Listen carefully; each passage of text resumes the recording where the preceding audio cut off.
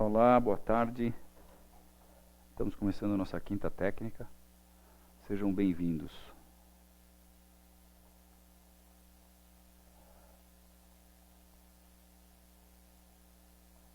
Hoje é dia 10 de janeiro de 2013.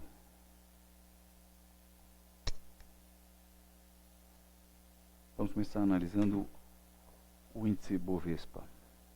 Bem, semana passada o índice Bovespa encostou numa resistência que não foi rompida. O S&P, por outro lado, também estava num nível de resistência que não foi rompido.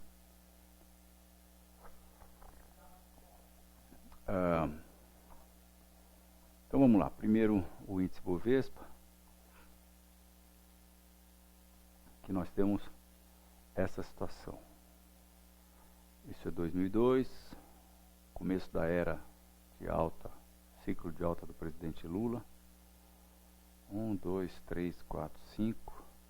A, B, nós entendemos que estamos entrando na onda C. A onda C tem potencial de vir abaixo do fundo da onda B. Hoje a 30 mil, ou que foi a 30 mil pontos. Nós temos como fato importante de análise técnica essa reta ter sido rompida. Essa reta aqui, vejam, vem desde 2002, passa pelo fundo do subprime. Ela foi rompida, o mercado fez um pullback, o que nós podemos qualificar como um pullback para essa reta. Esse processo todo foi rompido e nós estamos agora nesse outro processo aqui, que eu quero crer é apenas uma outra reação da tendência de baixa que vai se instaurar. Tendência de baixa de longo prazo. Nesse processo, então, a semana passada, os preços testaram, como eu estava dizendo, a resistência. Sexta-feira, nós tivemos um engolfo e eu até falava disso na semana passada. Se nós tivéssemos, não tínhamos indícios de que poderíamos ter, mas falávamos que se tivéssemos algum tipo de comportamento de reversão, eu consideraria isso bastante baixista. Bem, houve esse comportamento, foi um engolfo, os preços caíram e agora estão se acumulando nos dois últimos pregões, hoje e ontem, no que me leva a crer vai ser chamado mais para frente de bandeira de baixa. E aí a próxima estação seria lá nos 59.200, 59.600, 59.200 é onde eu acho que os preços irão encontrar o próximo suporte. Se de fato nós estamos vendo a formação de uma bandeira de baixa como eu estou acreditando. Então é viés indefinido para baixa no curto prazo e viés de baixa no médio e longo prazo. Vamos ver o índice Bovespa futuro, o que ele está nos falando, ou se ele nos canta ou toca uma música diferente daquela que está tocando o índice à vista. Então esse é o índice futuro, esse é o ciclo de alta do presidente Lula, 1, 2, 3, 4, 5. A, B, eu entendo que nós estamos na onda C. Possivelmente a gente tenha tido a onda 1, a onda 2, a onda 3, esse processo todo aqui é a onda 4, e depois nós vamos ter a onda 5. E aí, esse processo de 1, 2, 3, 4, 5, eu estou mostrando, isso aqui sendo a onda 4, o tempo é que vai dirá, o tempo é que vai dizer, o tempo dirá, se esse processo todo é a onda C, ou se esse processo todo será a onda 1 da onda C, que então teria outras duas ondas, dois movimentos de baixa, né? Esse aqui então seria o primeiro movimento de baixa da onda C, corrige com onda 2, onda 3, onda 4, onda 5. Mas isso é para daqui a muitas quintas técnicas. Olhando de longe, isso está cada vez mais tomando características de que vai dar continuidade ao movimento de baixa. Vejam, a gente olha de longe, como eu disse, e percebe que os preços estão com topo aqui, e enquanto que os fundos estão mais ou menos nos mesmos níveis. Ou se você preferir traçar algo assim, isso também vira um... Então isso é um triângulo descendente ou um triângulo simétrico, mas acho que não me parece, na minha leitura, eu não consigo ler isso aqui como uma formação de fundo. Eu a vejo muito mais como uma formação de continuação do movimento de baixo. Qual é o movimento de baixo? Este aqui. Tá? Isso é o que eu estou achando no momento. Mas vamos ver no curto prazo aqui. Então, os preços estavam chegando nesse nível de resistência, tomaram um engolfo, e no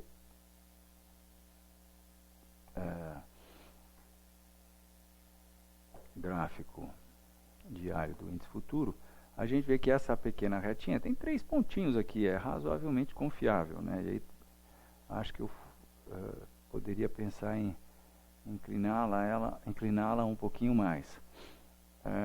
Isso aqui está com toda a cara que é uma bandeira de baixa. Nós temos apenas 3 candles nessa pequena acumulação que se forma, mas se tivermos outros 2, geralmente uma bandeira tem uns 5 candles, né?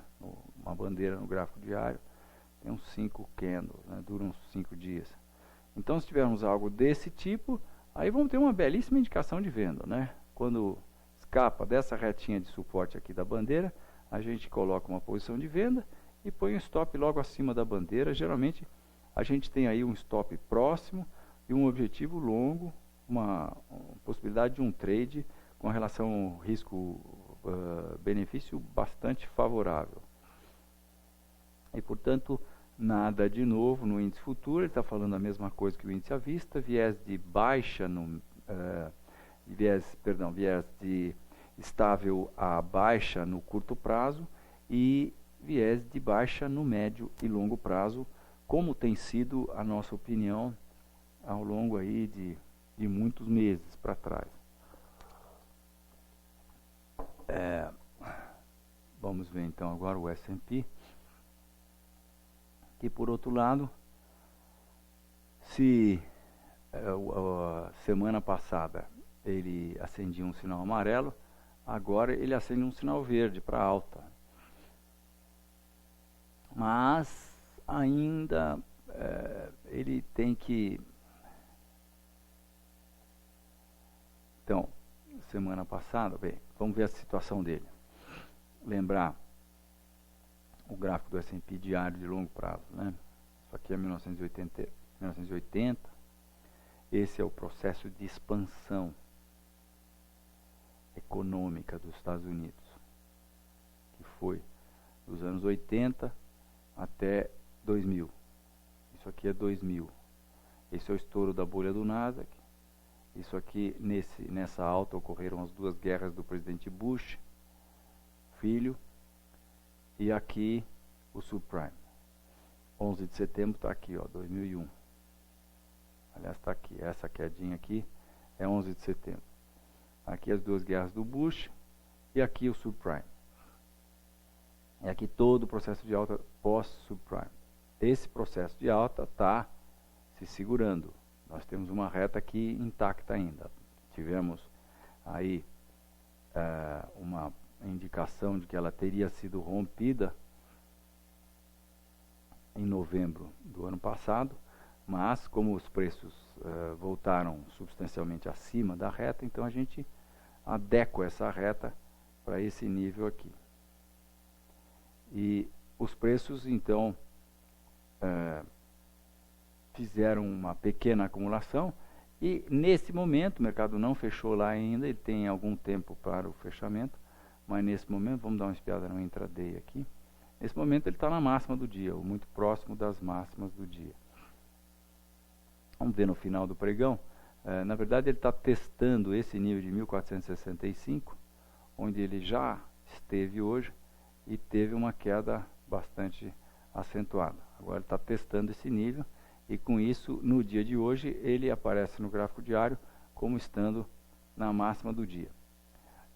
se fechar na máxima do dia, temos boas chances que esse mastro aqui seja colocado para cima novamente, e aí os preços devem caminhar para mais próximo do topo anterior ao subprime. Nós já estamos bem próximos do topo anterior ao subprime. Só para vocês terem uma ideia, eu vou fazer a variação percentual aqui. Nós estamos a 7%, 7,2% do topo do subprime.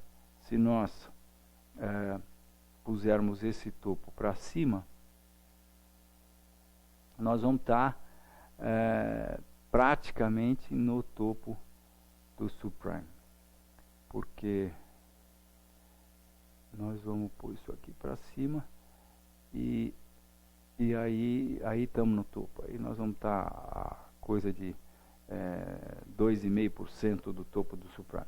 Tecnicamente, vale dizer, nós já estamos lá, né? Até porque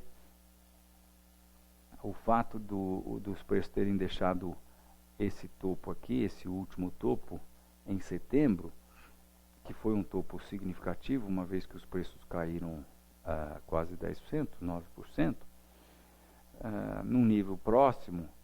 Então isso aqui já é reflexo daqueles outros dois topos. Vamos lembrar que são dois topos, né? O de 2008 e o topo de 2000, que estão todos no mesmo nível, estão ambos no mesmo nível. Estou traçando aqui a reta horizontal. Então, aqui então o nível dos dois topos, onde eles estão coincidindo aí, é uma resistência importantíssima, e aqui é a bandeira que está se formando, e aparentemente os preços estão escapando dessa, está se formando não, se formou e os preços estão escapando dessa bandeira, ao que está mostrando, pelo que está mostrando o gráfico agora no pregão, e portanto, boa chance de eles irem até próximos dessa resistência importante, que está em torno de 1.550. Agora, o Brasil começou a fechar o gap que ele tinha com os Estados Unidos. Nós começamos a cair um pouco mais do que os Estados Unidos. Os Estados Unidos está com possibilidades de subir. Perdão. Tem uma gripe me rondando aqui, mas eu estou tomando bastante suco verde. Ah, você não conhece suco verde? Suco de verduras, tomo todo dia, ótimo. Me dá uma energia ótima. E bota as doenças de lado e me traz no peso ideal. Recomendo, suco de verduras. Todas as verduras que o papai fez pra gente. Que a gente faz no juicer. Então, tá tendo uma briga entre a minha gripe e eu estou tomando muito mais suco do que normalmente, para ver se eu consigo matar a gripe. Por enquanto está meio empatado o jogo, mas vamos lá. Então, esse é o gráfico que eu trago desde o início da crise do subprime, comparando Brasil, que está em verde, Estados Unidos, que está em azul, China, que está em vermelho, e Índia, que está em amarelo. E a gente começa a notar uma situação em que o Brasil, ao contrário do que vinha acontecendo, ele começou a cair um pouco mais do que os Estados Unidos, né? Então, estou vendo que nós estamos aí numa situação de desacoplamento. Os Estados Unidos está indo e nós não estamos indo. A gente está se descolando um pouco dos Estados Unidos. Nesses últimos, aí no começo do ano, final do ano passado, a gente andou dando essa descolada dos Estados Unidos. Mas os Estados Unidos está com essa tendência de alta e o mundo tende a acompanhar os Estados Unidos. Os Estados Unidos está com essa indicação de alta e, como se sabe, o mundo tende a acompanhar os Estados Unidos. Então, é isso. Viés de alta no curto prazo para o S&P e Nasdaq também, porque acontece a mesma coisa, perdão, no Dow Jones. Aqui agora é o Dow Jones que eu trago desde 1913, 29. Isso é indexado pelo CPI, quer dizer, nós tiramos a inflação aqui. Isso é uma queda de 66 a 82. Isso aqui também é bolha do Nasdaq, subprime e onde nós estamos agora. No Dow Jones, a gente tem uma consideração a mais a fazer, porque a gente tem essa muito boa reta de suporte entre o fundo do subprime, e ela tem 3 pontos, e depois de terem rompido a reta, os preços fizeram um pullback, e agora fazem um novo pullback. Semana passada eu chamei atenção para isso também, que eles estavam encostando nessa reta. Isso também era mais um motivo de a gente ter o sinal amarelo. E agora eles encostam de novo, estão rompendo aparentemente o último topo e estão agora na máxima do dia, mas estão encostados nessa reta. Então,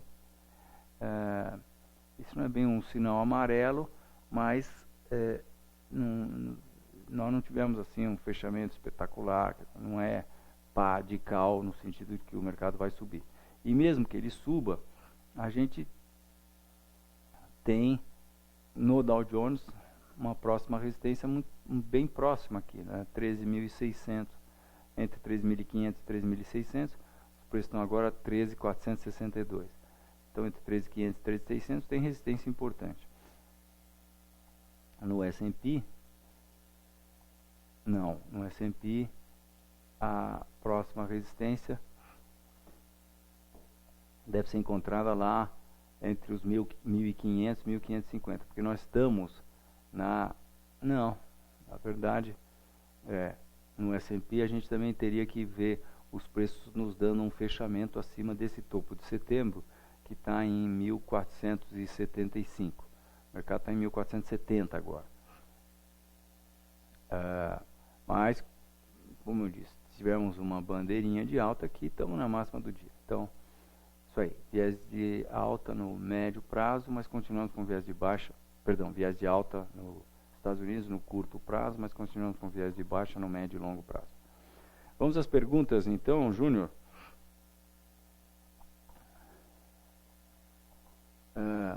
O Júnior está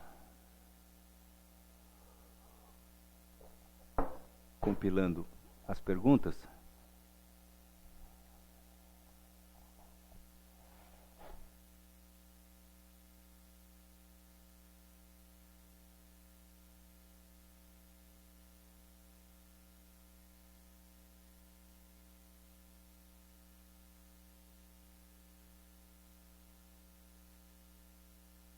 Então, primeiro Petrobras e Vale. Vamos lá. Estava vendo aqui o S&P está fazendo força para romper essa acumulação aqui, né? Ele tentou romper a acumulação hoje. Essa é a resistência da acumulação.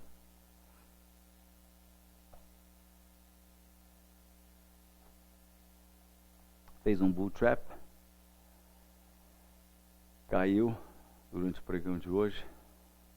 Veja como está selvagem. Bom, 0,6%, né? Em 1h30. E agora ele tenta romper o topo que foi deixado aqui a 1.465. E está brigando com esse nível, né? Vamos ver aí no final da quinta técnica, daqui mais uns 40 minutos, o que ele vai ter mostrado para a gente. Mas vamos lá. Primeiro Petrobras e Vale do Rio Doce. Vale do Rio Doce a gente está bastante baixista, e até fizemos uma posição, uma recomendação de venda para Vale do Rio Doce e assumimos uma posição para o fundo com stop. Por quê?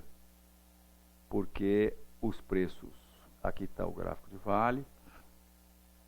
Eu já falei várias vezes que eu entendo que esse processo todo aqui é um processo de formação de topo. Por quê? Ora, porque essa reta foi rompida, e eu estou falando de Vale 5, tá? Essa reta foi rompida, eu traço Fibonacci, e Fibonacci me traz os preços para o primeiro número Fibonacci, R$9. Puxa, uma queda muito grande, né? Ué, o que eu vou fazer? Quem mandou?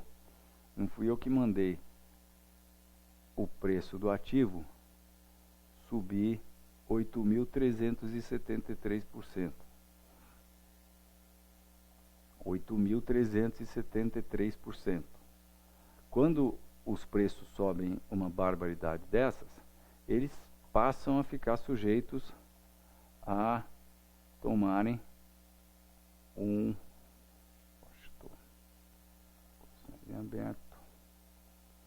Eles passam a ficar sujeitos a tomarem uma bufa, como a gente fala aí na gíria do mercado, né?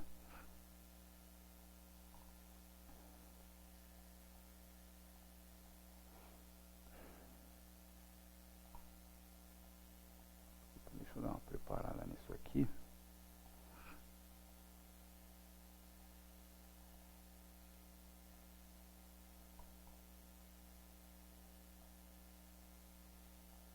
Mas quando a gente vê Vale indexado em dólar,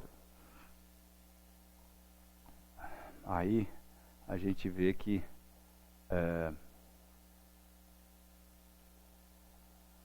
a figura muda bastante, mas ainda, e a gente teria sido enganado pelos preços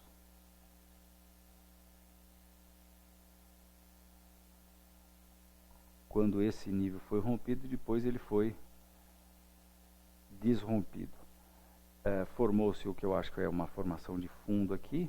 Essa formação de fundo, que a gente pode chamar de formação de cabeça e ombros, projeta essa amplitude para cima. Eu acho que é bem possível que, tendo chegado nesse nível, os preços já tenham cumprido essa projeção dessa formação de fundo.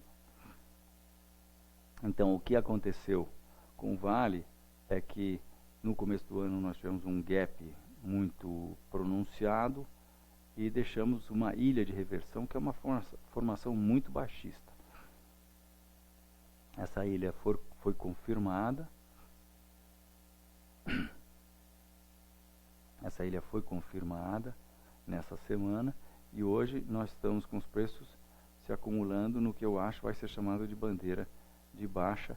Acho que Vale está caminhando para 37,60, que é o seu próximo suporte. E estamos baixistas no médio e longo prazo. Petrobras está um pouquinho mais neutro.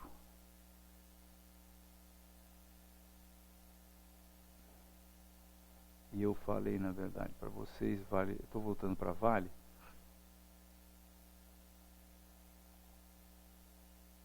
Projetei a 37,60 Vale, que é o próximo suporte, mas na verdade, quando a gente vai no gráfico,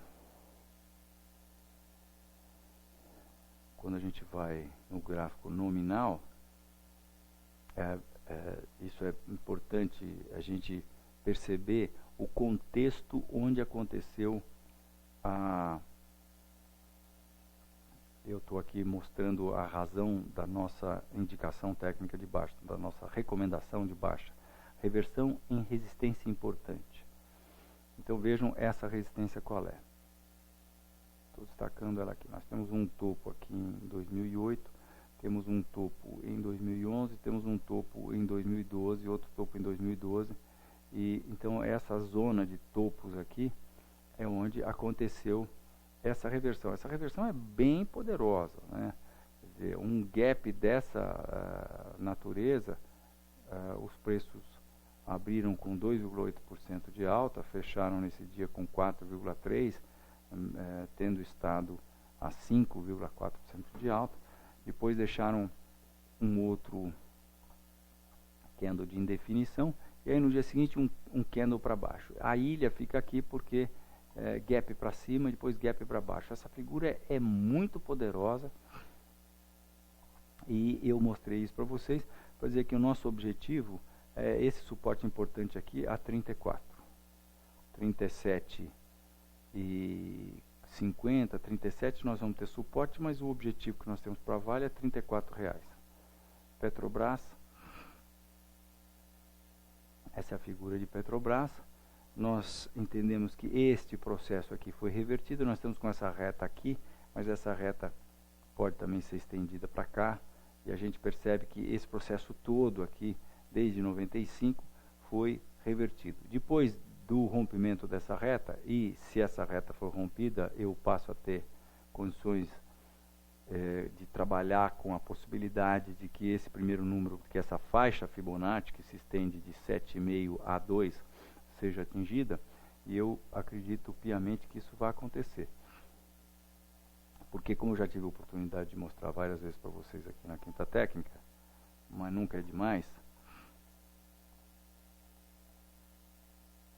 eu entendo que o petróleo, que eu estou mostrando aqui para vocês agora, estou querendo mostrar, mas não está vendo por quê. Pare.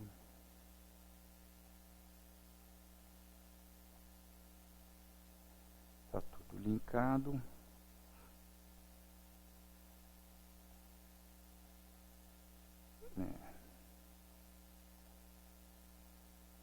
Agora sim. Eu entendo que o petróleo, essa commodity aqui, que habitava essa casa aqui, essa toca, que é uma faixa de preço que vai dos 12 aos 36, 38, 40. Durante 20 anos ela habitou essa casa, depois rompeu isso aqui em 2004 por conta da liquidez expressiva que se apossou dos Estados Unidos, do mercado americano, e que deu no subprime, por conta do subprime, né? E que deu no que deu. Isso aqui é o estouro da bolha do subprime. E 1, 2, 3, 4, 5, A, B, isso aqui é muito claro, eu tenho uma leitura muito clara disso aqui como sendo uma formação de topo. Se é uma formação de topo, isso vem para cá de novo, vai bater de novo aqui no topo dessa caverna, para baixo de 40 dólares. Eu acho que tem grande chance de que esse processo entre para baixo de 40 dólares de novo. Bom, mas não importa. Se isso aqui é uma formação de topo, os preços vêm para cá. E se eles, que é essa amplitude aqui para baixo, mais ou menos por aqui, pelos 50 dólares. 50 dólares, malemar, ou possivelmente, segundo a British Petroleum, 50 dólares não tem mais pré-sal, porque o custo do pré-sal é muito grande e para se tirar sal, para se tirar óleo do pré-sal, você tem que ter os preços acima de 65 dólares, segundo a British Petroleum, e acima de 50 ou 55 dólares, se não me falha a memória, segundo a Petrobras.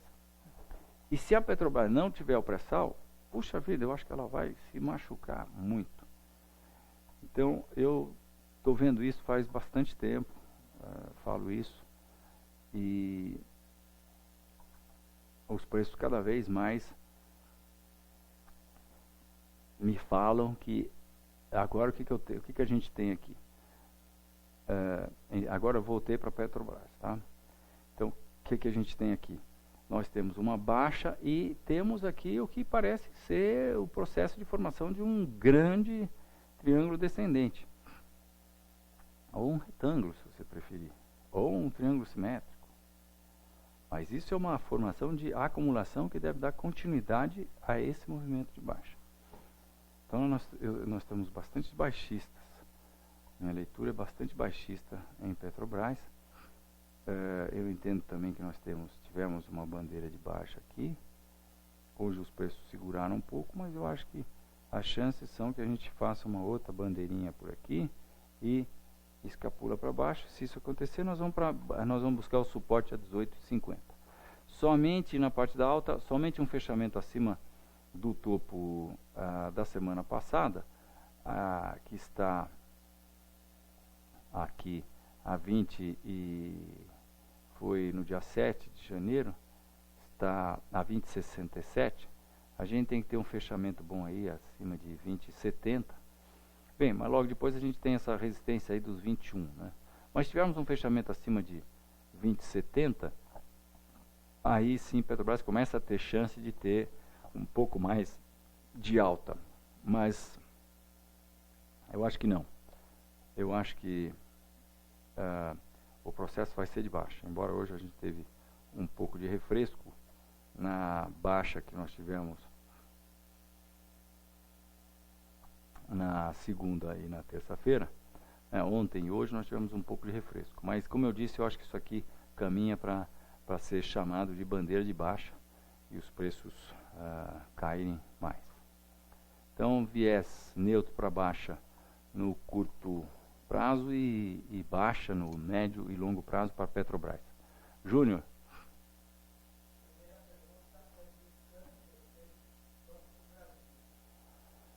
Então, Banco do Brasil, nós soltamos uma recomendação de venda hoje. Por quê? Porque, primeiro, quando a gente olha o índice financeiro,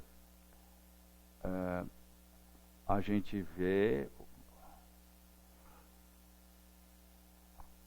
um rompimento, mas um rompimento dessa resistência aqui,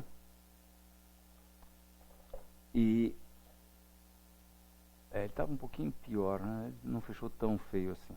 Mas enfim, nós achamos que no mínimo nós vamos ter um pullback para esse nível, antigo nível de resistência. Os preços andaram muito rápido. O índice financeiro de final de outubro até hoje subiu 21%. E mais Banco do Brasil especificamente. Então eu estou com um olhinho aí que o índice financeiro pode dar uma cedida. E Banco do Brasil especificamente, nós temos essa reta de resistência, 1, 2, 3 pontos.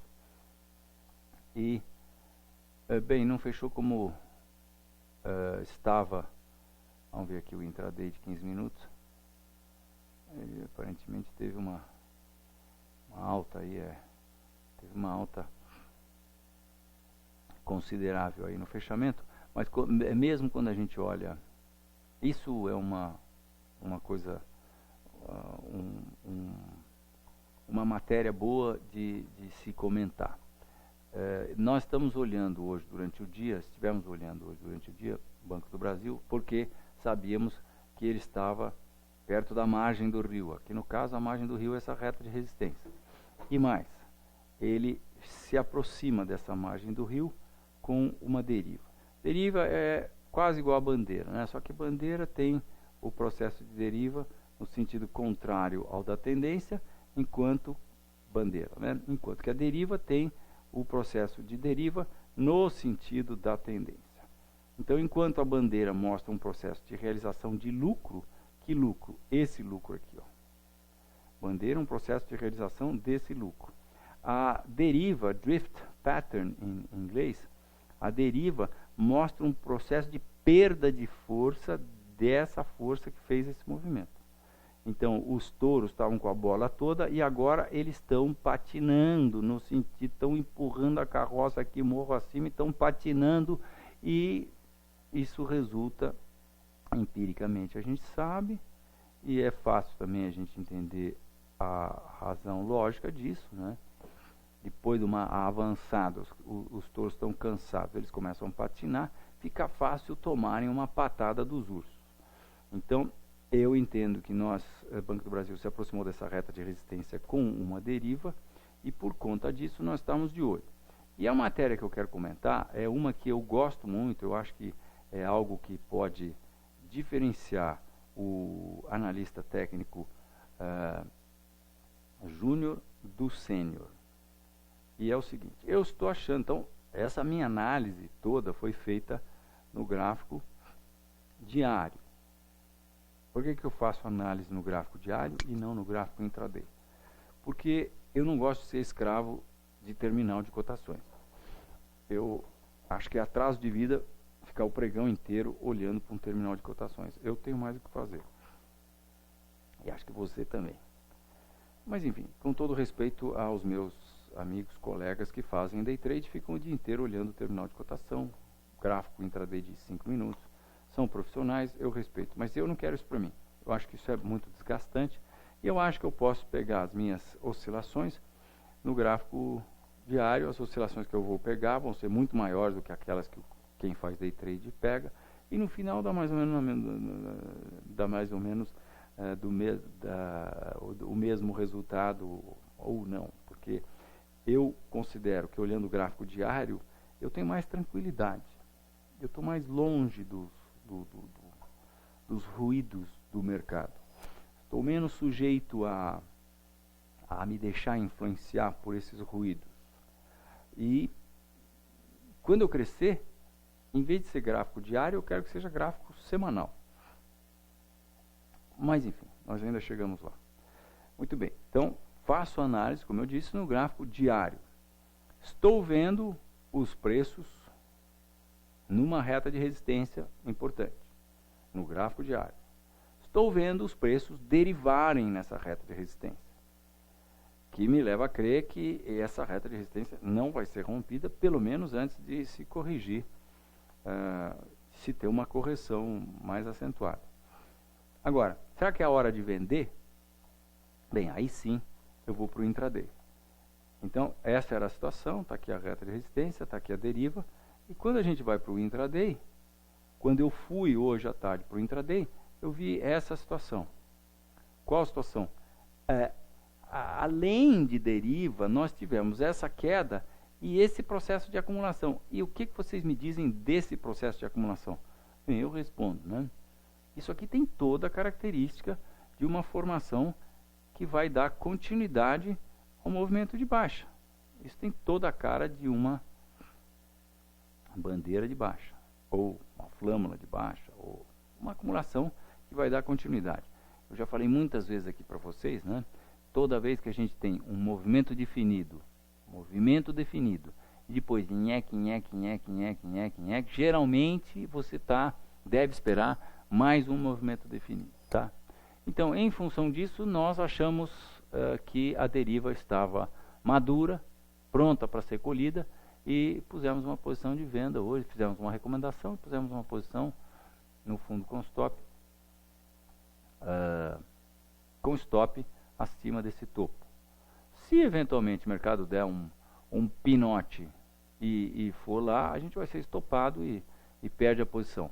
Mas como isso aqui é uma bandeira de baixa, as chances do mercado fazer isso aqui são muito grandes. E se ele fizer isso aqui, a chance também passa a ser grande que a gente tire o stop daqui e coloque o stop aqui, e aí a gente já praticamente está com a posição sem risco. Estar no mercado de risco com uma posição que não mostra risco é uma sensação muito gostosa.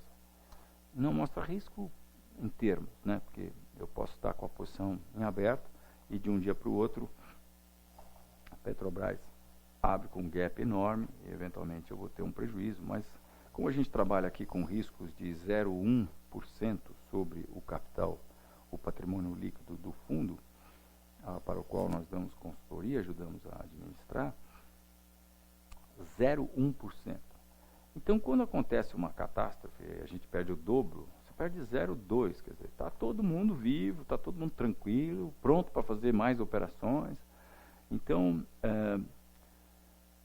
eu já estou com 60 anos e hoje tenho a satisfação, quer dizer, já operei de todas as maneiras que se possa imaginar, assumindo todos os tipos de risco, inclusive aqueles maiores. Não cheguei a vender pó de opção a descoberto. Eu nunca fui louco desse tanto. Mas eu já operei índice futuro, com fiança guarda-chuva. Quer dizer, eu não tinha dinheiro na corretora, eu tinha muito pouco dinheiro na corretora e operava quantidades pesadas de índice. Isso aí é alavancagem a quase infinito, né? Então, hoje eu tenho muita satisfação de estar operando como eu acho que tem que se operar. Não tem outro jeito. No mercado a gente não consegue dar grandes tacadas. O mercado está aí para que a gente pegue o capital que a gente já tem, invista e trate de tentar pegar uma taxa de rentabilidade melhor do que aquela que nos fornece o CDI. E não é fácil, hein? Não é nada fácil. Perguntem aos administradores, aos gestores dos fundos multimercado. Ah, sim, tem fundos multimercado que estão dando muito resultado. Mas é bom a gente consultar, né? Vai lá no Comparação de Fundos, que é um site muito legal, e põe lá o fundo que está dando muito bom resultado e vê como é que ele chegou nesse resultado consideravelmente acima do CDI, por exemplo.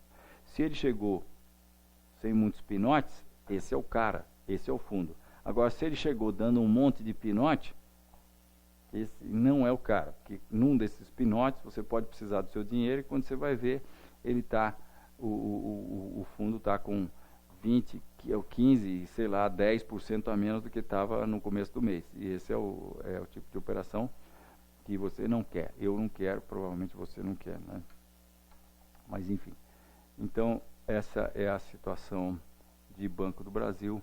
A gente está com viés de baixa no curto, médio e longo prazo. O objetivo de Banco do Brasil que nós traçamos é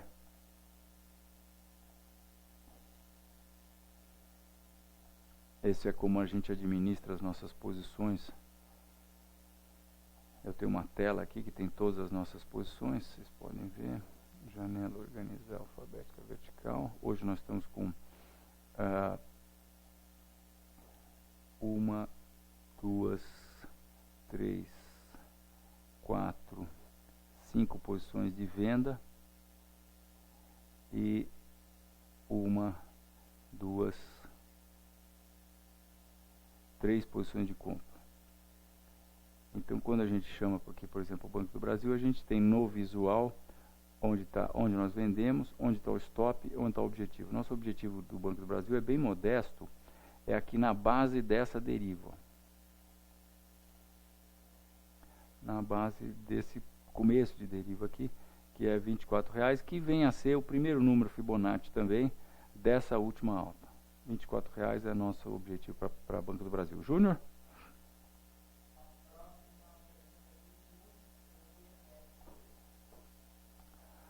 BVMF está próximo de uma margem importante do rio. Ó, esse riozão aqui que deixou aí margens aqui embaixo a R$9 e deixou essa margem muito bem definida aqui, onde o mercado está agora, R$14.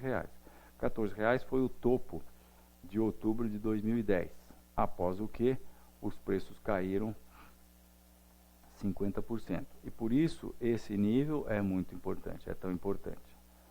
Então, os preços estão testando esse nível. E aí, sei lá, mas chegaram nesse nível e tomaram uma nuvem negra. Mas depois da nuvem negra eles saíram se acumulando e não estão dando ainda. Não dá para dizer que isso aqui é uma acumulação nem de continuação, nem de reversão.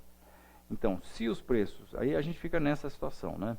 Vamos ficar de olho nessa reta de suporte. Essa reta de suporte tem 1, 2, 3, 4 pontos. Se ela for rompida, eu diria que provavelmente BMF vem de novo para R$9. Vai passar pelos suportes entre 12,50 e 12, suportes entre 10,50 e 10,20, suporte a 9,50 e depois suporte a 9. Mas, por outro lado, se a resistência a 14,50 for rompida, aí sim BMF vai ter marcado um belo de um gol e aí vai inicialmente para 16. Porque isso nada mais é do que a projeção dessa última perna de alta aqui. Se não me falha a memória, eu acho que eu fiz essa projeção hoje, mas vamos checar, só para eu não falar besteira aqui. É um pouquinho menos, é por aí, 15,80, 15,90, 16. Então, indefinido. Agora, no médio e longo prazo, eu tenho a impressão que isso aqui é uma formação de topo também. Eu sei de onde vem isso aqui, né? Isso aqui coincide com o topo de 2008, né? Topo anterior ao subprime, e isso aqui é 2008. Isso aqui vem lá de baixo em 2002, que é bem mais para baixo lá, né? Então, eu sei que isso daqui é a queda do subprime. Eu acho que isso aqui tudo é um processo B, e acho que isso aqui é uma formação de topo, tá? Mas, como eu disse, se for rompido aí os 14,50, um bom fechamento acima de 14,50, aliás, um bom fechamento acima de 14,20, eu acho que já colocaria a BMF no rumo de uma alta mais acentuada. É esperar para ver. Júnior.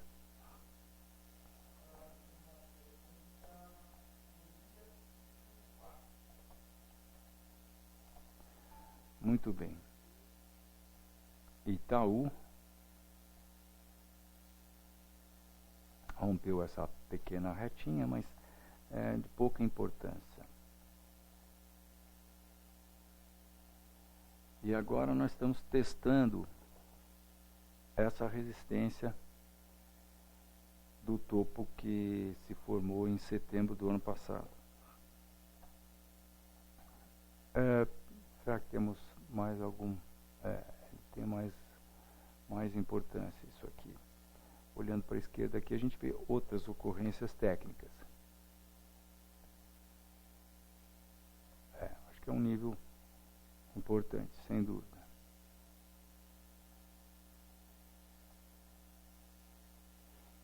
Está sendo testado nesse momento. Será que é uma bandeira de alta? Não sei dizer. Não tivemos nada muito clássico aqui. Está testou. Aparentemente tinha rompido na última quinta técnica. Na sexta-feira a gente viu que não era bem assim, entrou para dentro da resistência de novo, saiu, hoje entrou para dentro de novo. Meu palpite é que não rompe, pelo menos antes de uma correção um pouco mais acentuada. Mas não dá para saber. Indefinido e no médio e longo prazo, nós continuamos bastante baixistas.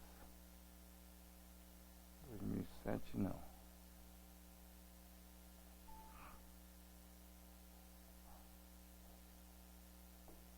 Por quê? Porque vamos lembrar que nós temos essa enorme, fantástica reta de resistência, suporte, perdão, que foi rompida, e os preços fizeram o que nós entendemos ter sido um pullback para essa antiga reta.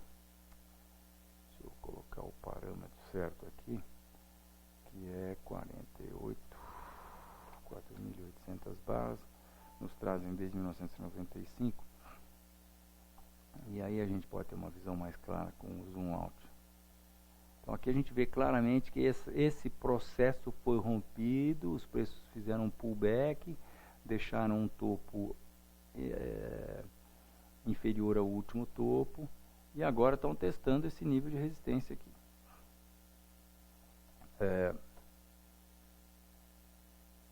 Nós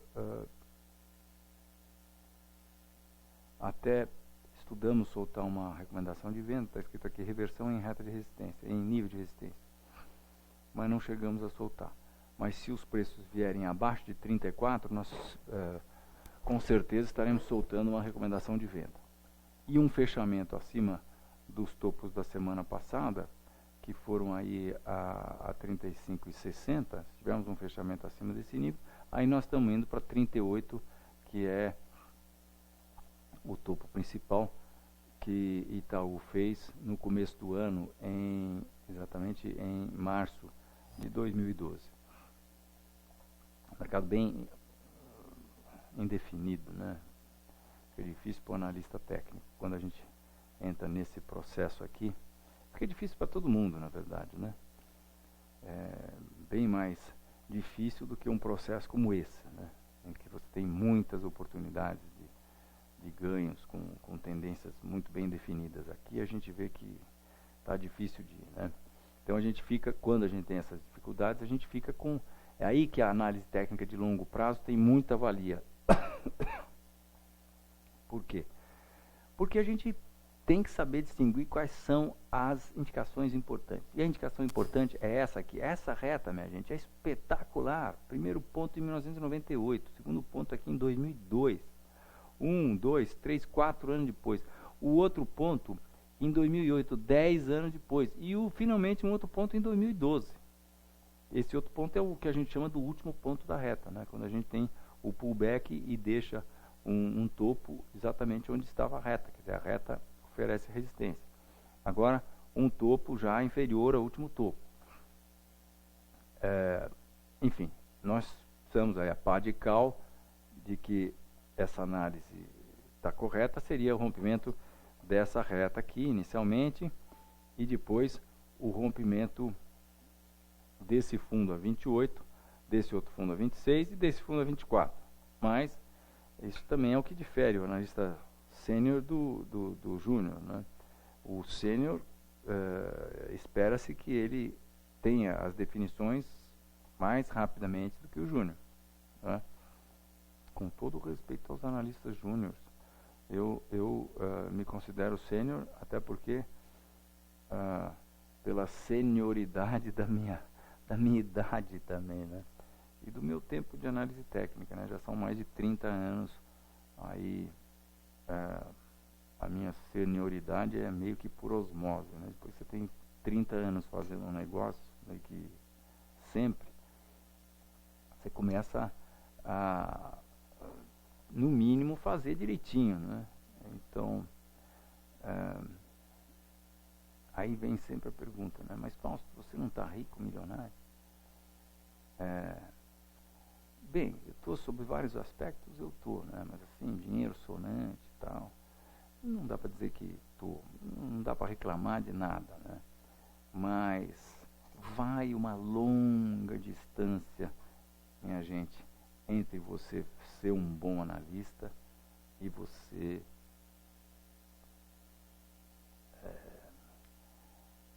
fazer fluir para o seu bolso rios de dinheiro. Vai uma distância enorme, né? Eu já falei várias vezes aqui para vocês, mas vou repetir porque isso a gente tem que ouvir sempre, sempre, sempre.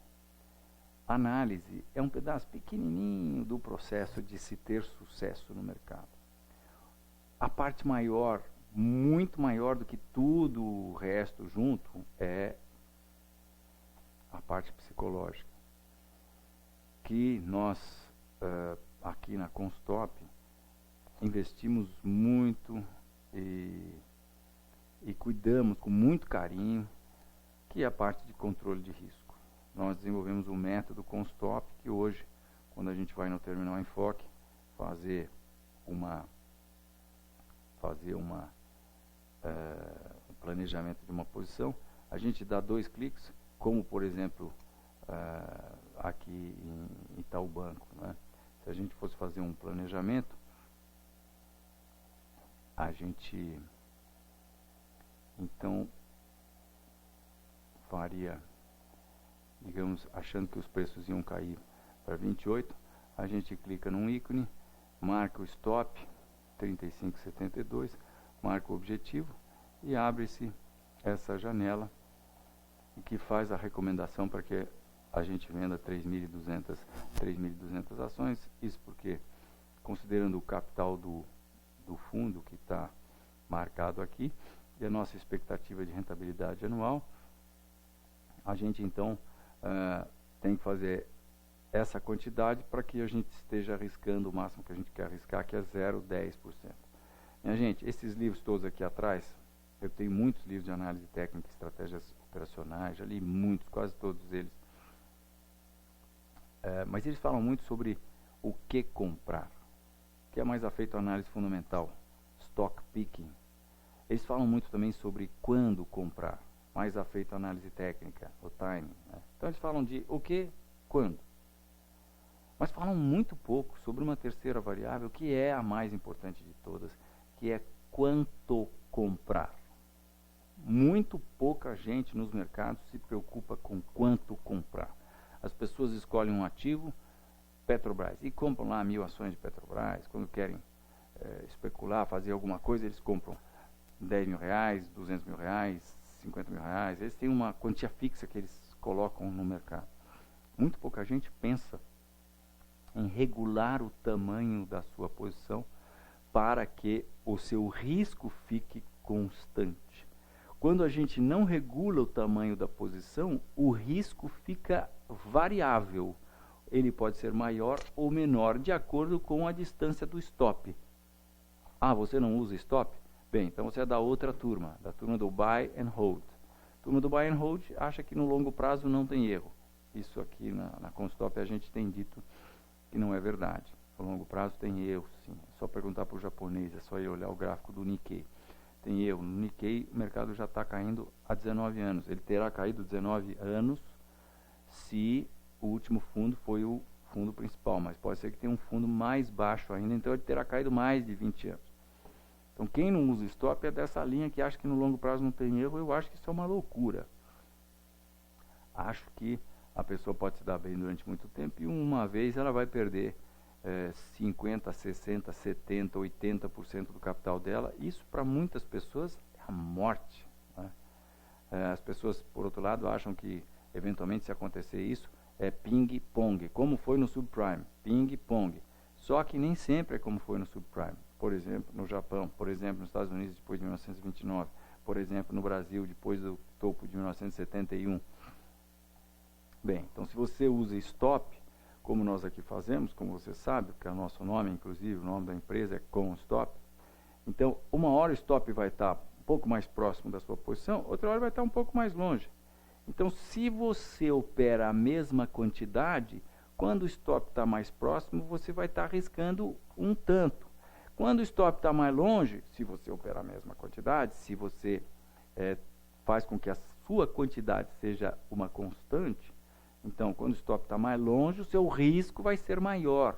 E quando você tem riscos maiores e menores, o seu subconsciente, o seu estado psicológico tende a entrar num processo bipolar.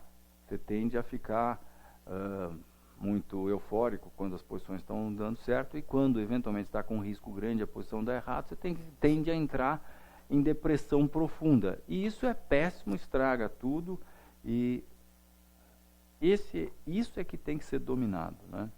A gente aqui cuida muito disso. Então, no nosso fundo com stop, a gente não tem tido sucesso na parte de mostrar uma performance muito legal, mas a gente tem mostrado que o nosso método funciona, porque se por um lado a gente não tem estado aí entre os melhores fundos multimercado, por outro lado, a gente tem mostrado uma regularidade e um controle de risco muito rigoroso, né? Só vocês irem no comparação de fundos, colocarem com stop, que vocês vão ver a performance do fundo com stop. Muito bem. Então é isso para Itaú Banco. Vamos ver o que vai acontecer no rompimento dessa resistência. Júnior.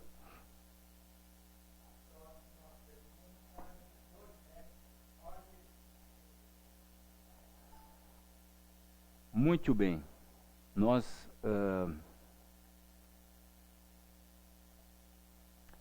então, a OGXP3, nós soltamos uma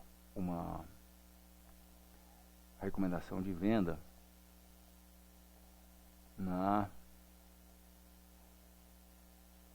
há 3 dias atrás. Terça-feira.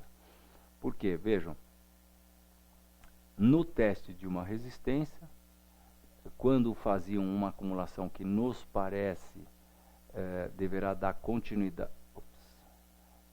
continuidade a esse movimento de baixo, que nós entendemos que isso aqui é um retângulo, embora eu acho que alguns colegas possam estar achando que isso daqui é uma formação de fundo, cabeça e ombros invertido, mas eu não acho, eu acho que isso é uma formação de continuação por outras razões.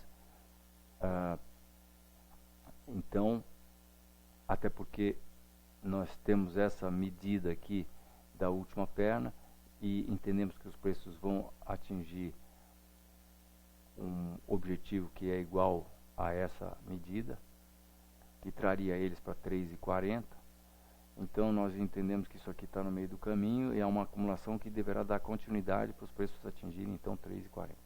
E olhando para isso, nós vimos os preços testando esse nível, não rompendo, e depois tentando testar de novo, deixando, ou seja, fazendo uma formação de reversão.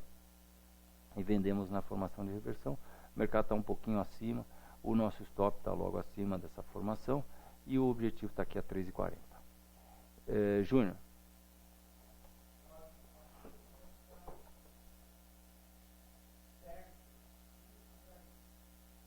Ok, Sérgio, vamos falar do risco Brasil, indicadores mundiais, e risco BR. Essa é a figura.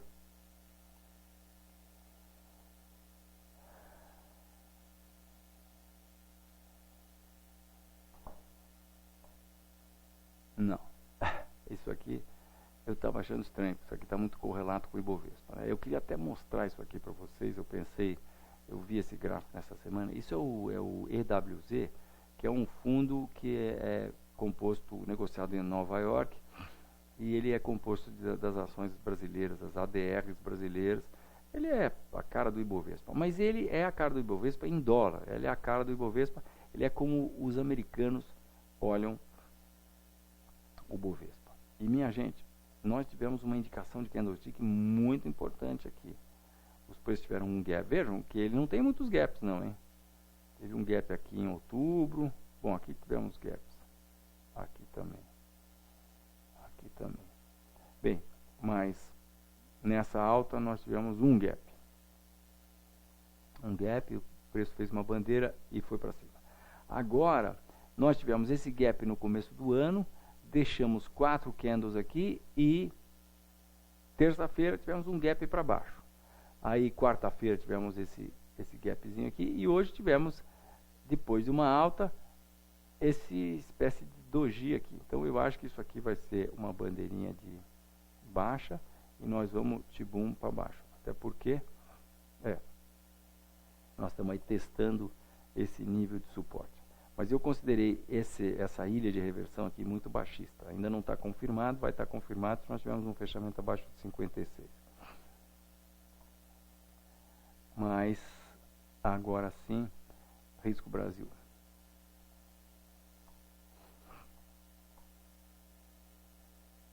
Estamos testando, ou melhor, testamos esse nível que corresponde ao fundo de 2007. O fundo de 2007 foi aqui, depois do topo que nós tivemos com a entrada do presidente Lula, né, a gente teve o processo todo de baixa, que corresponde ao processo todo de alta da Bolsa Brasileira. E tivemos esse fundo aqui em 2007. Nós viemos testar exatamente esse fundo. E o que aconteceu? O que aconteceu quando os preços testavam esse fundo? Aconteceu que rompeu e desrompeu. Temos aí uma indicaçãozinha de que possivelmente não iria para baixo. Não iria para baixo antes de ter uma alta mais acentuada. E agora os preços subiram então nessa última semana e testam essa reta de resistência. Isso pode ser uma boa indicação, quer dizer, um bom ativo para a gente ficar de olho, para ver se essa reta aqui vai ser rompida. Risco Brasil acima de 150 basis points está dando uma indicação, provavelmente, quer dizer, vai estar dando uma indicação de alta e é um indicador de que a Bovespa pode ter baixas, né? Então é ficar de olho nisso. Júnior.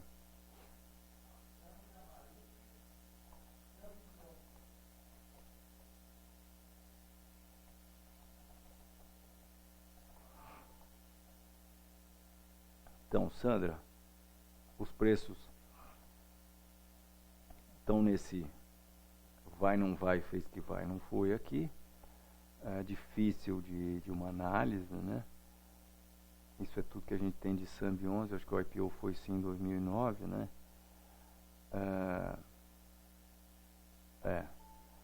E aí nós tivemos essa alta hoje espetacular. Eu não sei qual foi o motivo técnico que nós tivemos, o fator fundamental que motivou essa alta. Agora, se nós não tivermos o fator fundamental, provavelmente nós vamos estar sabendo qual foi esse fator daqui a pouco, porque isso aqui, se não saiu nada no jornal, é ação de insider, e depois da ação dos insiders, a CVM vai tentar botar os caras no xadrez e cobrar a multa deles, e nós vamos saber o porquê, né? Enfim, não sei, mas o fato é que essa alta de hoje, que foi bastante expressiva, especificamente de aproximadamente 5%, um pouquinho mais de 5%, trouxe os preços até essa reta de resistência, é saber o que vai acontecer agora. Agora, nós estamos aqui dentro dessa acumulação, fica difícil fazer previsões, né? Enquanto os preços não romperem essa reta, não dá para a gente falar absolutamente nada.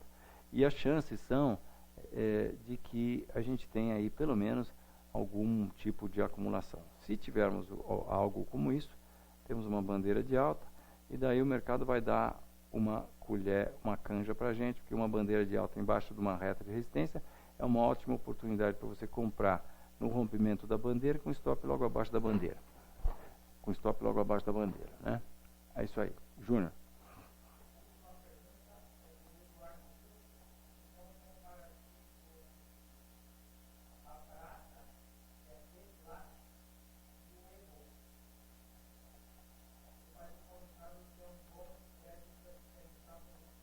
E-Plat? Mas isso é platina, não é prata.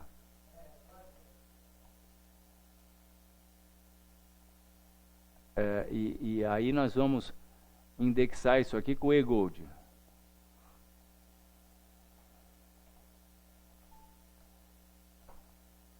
Então, esse é o gráfico. Não. Fiz besteira aqui. Então, vamos fazer o seguinte, eu estou comparando, esse aqui é o Gold, é o ouro, e eu estou agora comparando o ouro com E-Plat. Então, isso é o ouro quando comparado com a platina em termos de performance. Para, eventualmente, quem tem condições de investir no ouro e na prata físicos aqui no Brasil, no ouro e na platina físicos aqui no Brasil, ou quem tem condições de fazê-lo lá fora, possa, de fato, fazê-lo. Vejam que interessante, como apesar de nós estávamos falando de dois ativos, né, um indexado com o outro, vejam como a análise técnica funciona, né? Nós tivemos esse topo aqui de 97, muito importante, porque após esse topo, os preços caíram 59%, 60%, e daí os preços saem exatamente desse nível aqui. É um nível que eles vêm achar o mesmo nível de suporte que eles tinham achado em 2001, um nível importantíssimo, porque porque os preços subiram depois 68%, né? Depois de 2001, que eles bateram esse nível aqui de ser, bom, não importa aqui. Bom, isso aqui é quando o ouro estava a 659, né? Deixa eu ver se é isso mesmo. Parâmetros avançado, inflação ano passado, é isso mesmo. E aí, quando o ouro cai de novo para exatamente, milimetricamente, os mesmos níveis, aí o ouro começa a performar melhor do que a platina, né? E bate naquele nível lá do 97, 96, 97, e aí, quando ele passou a performar pior do que a platina, e também performa pior que a platina, e agora o que nós tivemos? Os preços romperam esse nível. Nós aqui nesse processo tivemos um movimento de alta, 2 movimentos de alta, eu acho que vamos ter mais um movimento de alta. Então, a dica seria comprar ouro e vender platina, porque eu entendo que esse processo aqui é uma acumulação que deve dar continuidade a esse processo de alta aqui. Eu não acho que isso aqui é um topo duplo, não. Eu acho que isso daqui é um triângulo simétrico, coisa que o vale. Aí, ó, nem tinha visto, mas parece que seguramos aqui nessa retinha de suporte aqui. Então, fica aí a dica do nosso amigo. Eu acho que é isso que você estava em mente, né? Quem que fez a pergunta mesmo, Júnior? Quem fez essa pergunta do ouro e da platina? Ah, sim, Eduardo. Então, eu acho que a sua dica era justamente essa, né? Pensar em comprar ouro e vender platina. Ok, muito obrigado pela sua audiência, por estarem conosco. Até a próxima quinta-feira, um ótimo fim de semana e um bom calorzinho de verão para você, brasileiro.